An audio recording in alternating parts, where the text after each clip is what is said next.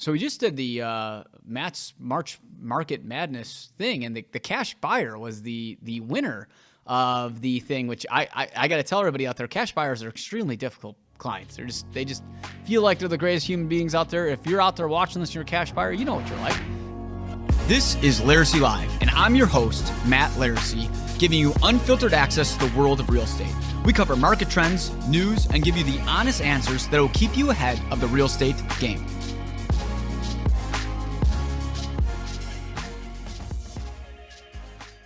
Laricy Live is brought to you by Zenlist.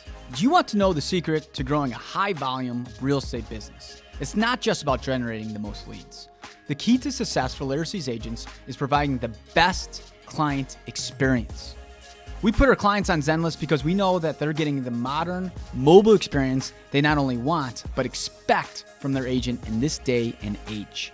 Using Zenlist with our clients put us all together in a shared space where we could work together during the home search process, which helps us be efficient and provides our clients the VIP treatment. Sign up for Zenlist using code LARICYLIVE, no spaces, all lowercase, to save $240 on your first year's subscription. Laricy Live is also brought to you by Lincoln Title. Lincoln Title is the best and most efficient title company in Chicago and the best place to close your property. So today we are talking about the spring market. We've entered the beginning of the second quarter. We are officially in springtime. We are in the spring market, and there's a lot going on. And people kind of want to know what things, where things stand, how things are looking, etc. So we asked social media, we asked some of our clients, we asked our agents, and came up with a bunch of questions that people had. We're just going to knock them out here. So first question is, when will there be more inventory? So right now, inventory is very, very thin. Unfortunately, you guys, everybody thinks the best time to list is like the end of March, April, May, first part of June. Okay. So that's when a lot of renters come in. A lot of people think the best time to sell is April, May, June, July, because they think that's when the spring and summer is. But unfortunately, people's leases come due end of March, April, May, first part of June. So what happens then is that you have this huge amount of demand in the beginning part of the year, and you have no inventory, so the market feels really thin. And then all of a sudden, all these people have decided to buy or rent by the end of May, and then all this inventory is there, so it sticks. So you always see the lowest amount of inventory pretty much January to the end of March, beginning of April. And then from here, inventory just continues to pour on the marketplace. So, I wouldn't say that get discouraged by the lack of inventory. There will be a lot more. There statistically normally is a lot more in April, May, and June. So just kind of wait for them. How much will I need to go over in a multiple bid offer if purchase price is X amount? I mean, it's all relative, guys. I mean, the under $750,000 price point's been uber competitive.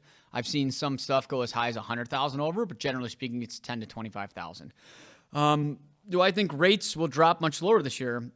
I mean, this morning they just dropped. By the end of today, they could go back up. Rates are going to be a roller coaster ride, guys. It's going to be impossible to predict how it's going to go.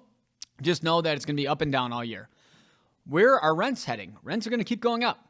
So think about this, guys. The more that taxes go up, the more that rates go up, the worse the economy gets, the higher the rents are going to be.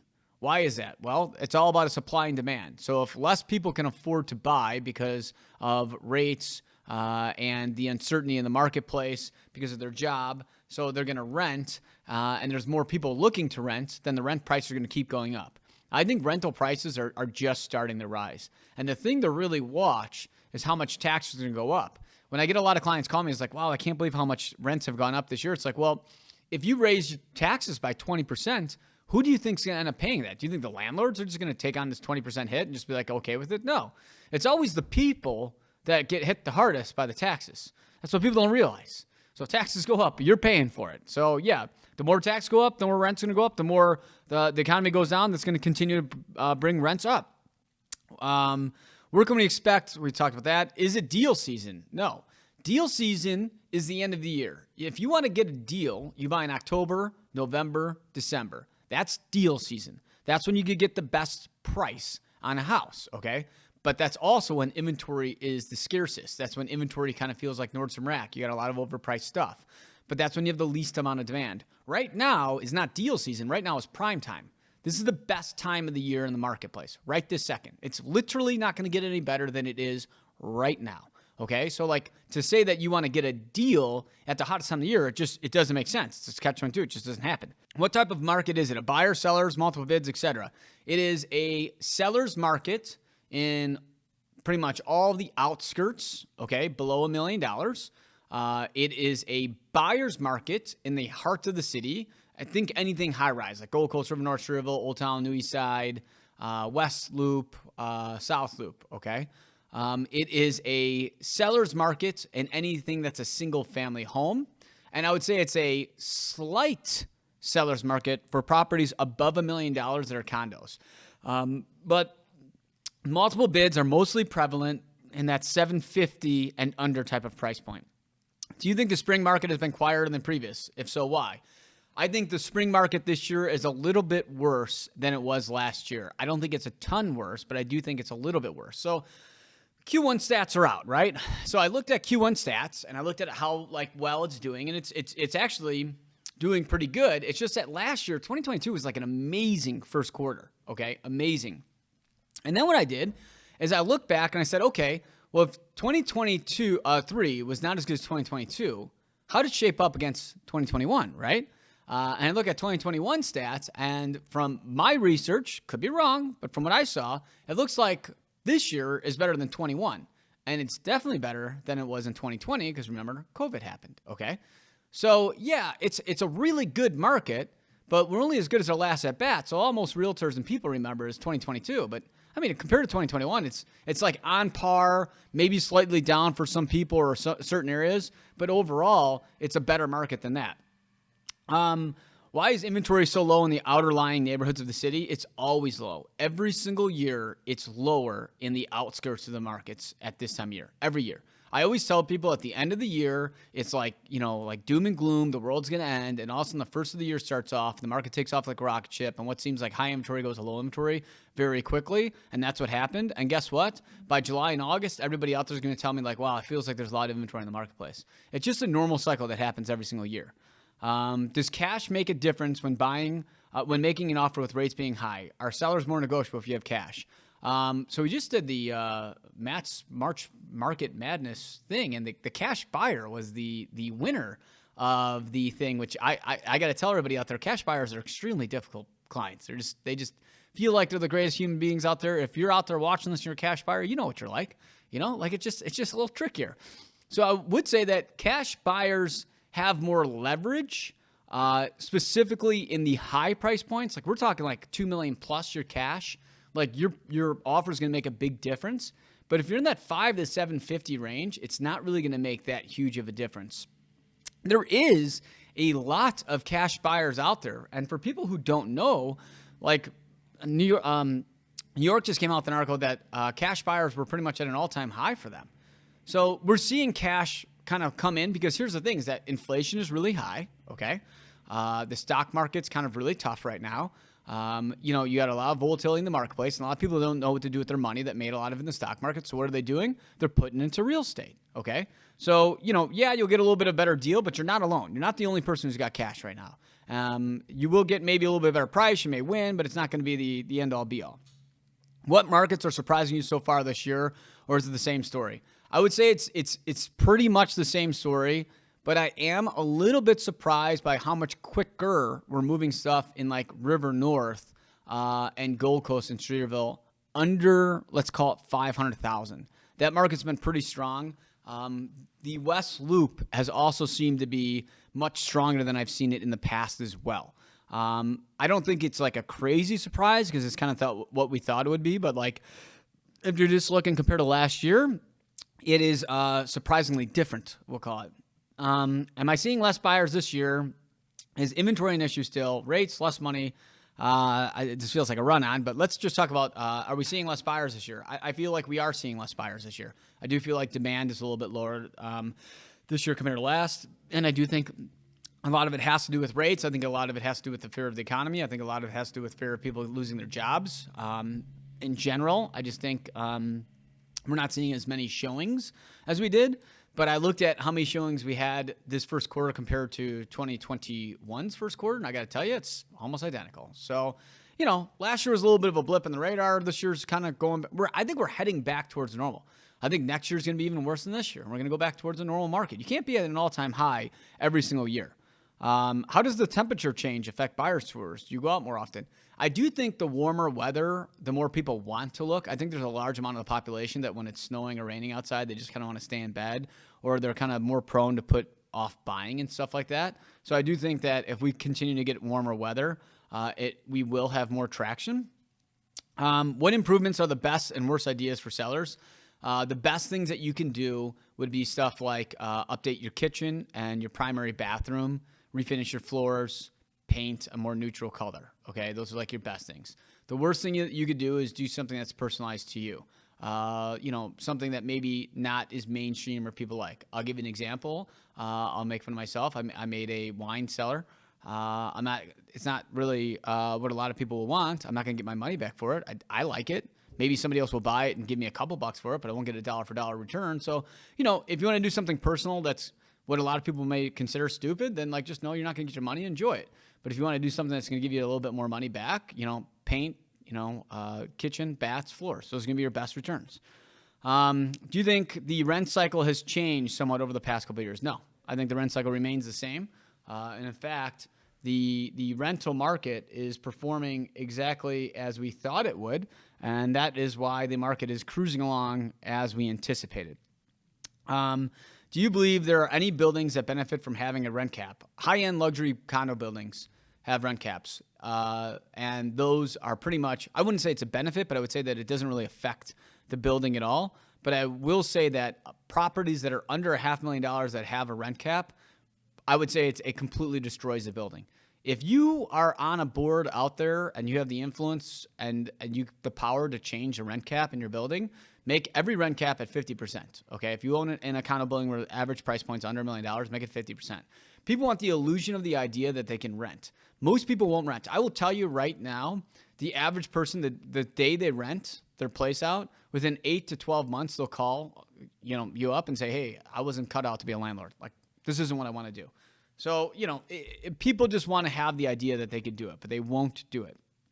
Am I seeing a lot of cash buyers? This cash buyer thing is coming up quite a bit. I think it must have been the winner of our thing. But yes, we are seeing more cash buyers as we discussed.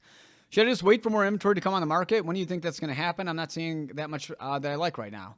This is a big question. A lot of buyers, and we ask these questions on social. I don't organize these. I just copy and paste and put them down here. But, we are seeing not as much inventory as people expect. But I'm telling you guys, it's the same cycle. It's just like somebody go back and watch my fall podcast when I said, you're going to see the first of the year, everybody's going to bitch that there's no inventory. Whereas at the end of last year, the last third and fourth quarter, there was so much inventory. Now there's no inventory. And by second quarter that we're in now, halfway through second quarter, you can start seeing inventory stick a little bit because demand's going to go down. So if you're nervous about inventory levels, just know that if you wait another, call it 60 days, you're going to see a ton of inventory in the market. I can't afford as much because of the rates. So should I just wait to see if the rates will drop? What do you suggest? Never buy around a rate, okay? You can always refinance, okay? Right now, buy if you like to buy. 6 months from now, the rates could drop. A year from now, 2 years from now can drop, okay? But I'll tell you what won't drop is the rental price you're going to do. So if you're not buying because you don't want to pay for a rate, you're paying for that rate regardless because you're paying a shit ton of money to rent a property out. So you may as well just buy a property and refinance later because you can always refinance. Do not buy a place or not buy a place due to rate.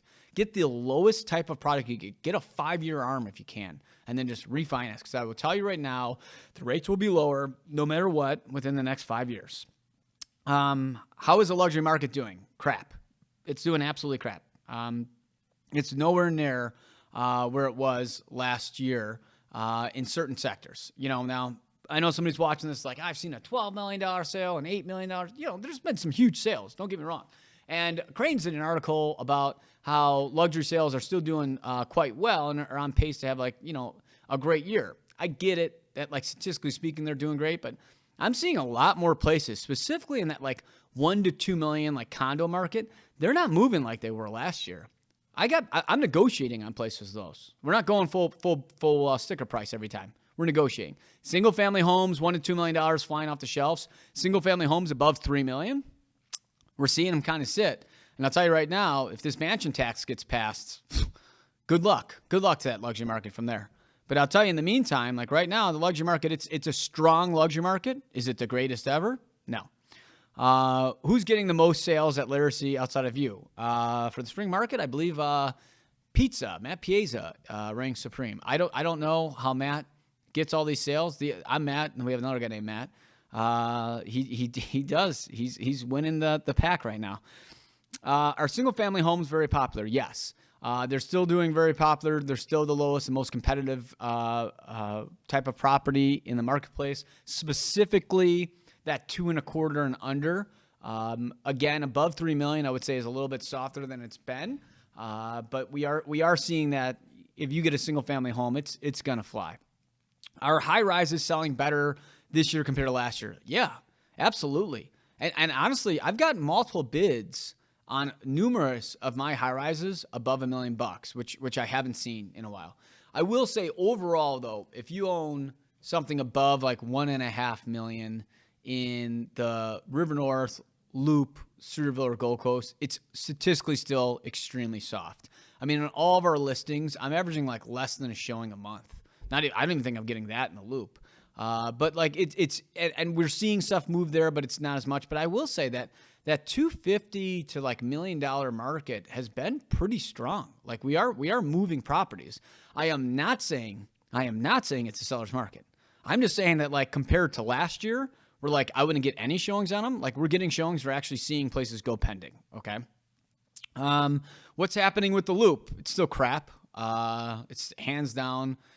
I actually think it might be like one of the worst markets. It's definitely the worst market in the state, but I think it might be the worst market in the country. I mean, it's terrible. I mean, you get something in the Loop and it's just like, man, you just know it's going to be a tough sell. You just know it's going to be. The problem is in order for the Loop to really come back, we're hovering around like 49 to like 52% of people back to work. We need more people back to work, and we need the crime to go down in the heart of the city, and we need more stuff to open up, like more restaurants and shopping and stuff like that for people that want to be attracted to the Loop. I thought the Loop would be performing a little bit better than it is, but it's just not selling as much. I will tell you though, the inventory right now in the Loop is the lowest it's been since 2019. I just did Q1 stats, and according to InfoSparks, there's 4.5 months of inventory, where if you compare it to the spring of 2021, there's 24 months of inventory. So think about that. In 2021, you had 24 months of inventory. Today, we have 4.5 months of inventory. So, it's getting better. It's not as bad as it was, which is great. But to say, is it doing well? Not really. I mean, you get something Loop, it's pretty hard to sell it. Are you seeing more people go back to work? I mean, again, we're hovering around 49 to 52% of people going back to the office.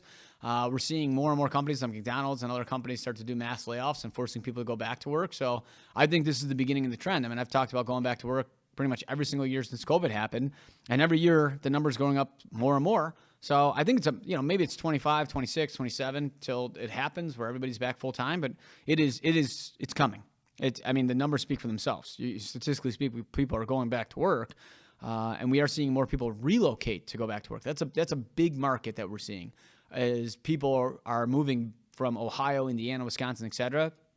And we're seeing people, specifically like residents and stuff, come from out of state, which we haven't seen in the past couple of years. They're getting relocated to go back to the hospitals and work there. Not that the hospitals were closed, but maybe the hospitals weren't. Somebody out there can maybe comment on this, but maybe the hospitals weren't hiring out of state and stuff like that, or maybe those people who were coming just weren't buying because I didn't see them. But I don't remember ever seeing that many residents in 2020, 21, or 22 coming as I have lately. I feel like at least minimum once a week, I'm getting a new client relocating to start the residency at one of the hospitals. Is the international market picking up at all? Yeah, there is. I think I talked about this on a podcast not too long ago. At the coldest day of the year, a couple from China literally walked off the street into the place, and we had to have our agent that speaks Mandarin translate what happened. Like, just came right off the street. And we're seeing more and more people call us that aren't from here and don't speak our language. And want to buy in Chicago, which is great. That's a huge portion of the marketplace that we need to come back.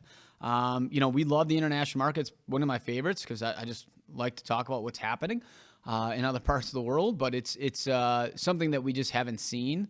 And the internet leads for the international markets like really, really been picking up. How much are rents playing into people's decisions? Big time. We're seeing that it's a huge amount of decision. A lot of people are like, hey, it's almost cheaper for me to buy than it is to rent due to the rent prices. And I think as the rents continue to kick up, I think it's actually going to make our markets better. Are you seeing more deals die compared to last year? Yeah, I will tell you, spring market, buyers are fearless. It's like no matter what happens in the spring, buyers don't give a shit. They're like, hey, I'm going to buy this no matter what. And it's actually one of my favorite things in the world because I am in sales. So like if I represent the seller, I know that like it's less likely I'm going to lose a deal. And if I represent the buyer, I know that my buyer's like going to want it and they're going to go through with it. This year, I put this in my weekly updates, is that I feel like spring buyers are like fall buyers. Fall buyers are the worst buyers there are. They always want to complain about every single thing. They want to try to negotiate inspection items more. They're wishy-washy. They're like kind of like half in, half out. I call them the Texas two-step buyers, where they want to buy it, then they cancel.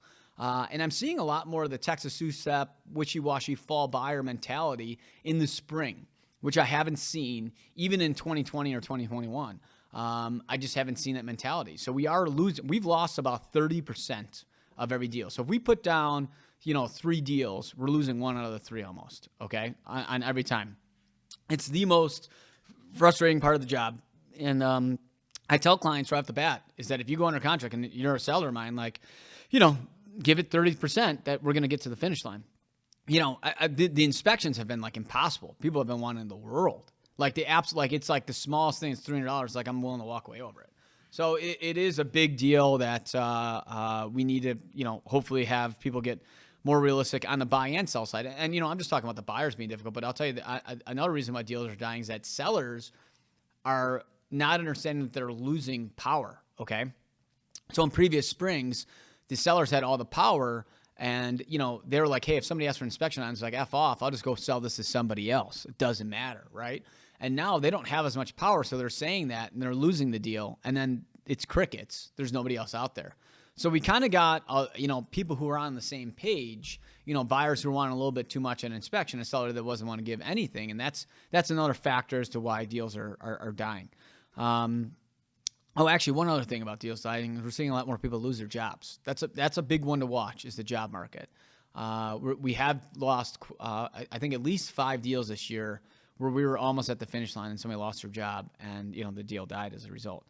Are empty nesters playing a big part in the market? We are seeing more empty nesters come back to the market. We are seeing people who were sick of just living the suburbs and want to get a place down here again. It's been quite a big market. That's always been like a staple for us. And since 2020, I would say it's not been a huge part, but I feel like it's getting better, becoming a bigger part of the market. Every single week, we're seeing more and more of them come. Are you seeing people with kids stay in the city or move out to the suburbs? This is a big thing, is that like once people had a kid, they would naturally just move to the suburbs. But for a while, I would say a good 10 years, you'd see people who like wanted to get pregnant or were getting pregnant or had their first kid would say, hey, I want to enjoy the city for another 4 to 7 years. And that was a big part of the marketplace, but during the height of COVID, we saw those people move right to the burbs. I wouldn't say that people are staying in the city in droves, but I would say that we're seeing people want to have what I call step-up property more often than we have in the past. So I do think that market's getting better.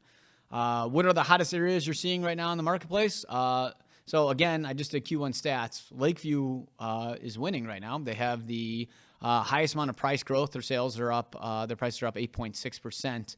And they have the least amount of inventory of 2 months on the marketplace. So they're performing the best. The one that's performing the worst is actually the Loop.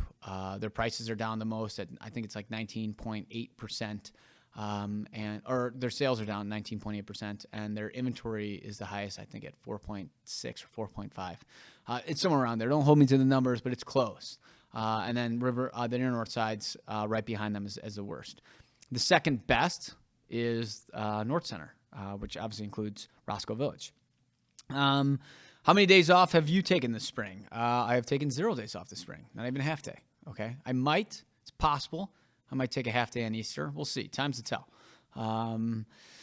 Let's see. What price point's doing the best right now? Anything under 500,000. 500,000 under is hands down the hottest market. If you have something that's under $500,000, you have something above 1.5, it's like you're on a different planet. Does inventory seem lower or higher this year? Inventory definitely seems a tiny bit lower this year than it was last year. And that's only because the heart of the city has a lot less inventory.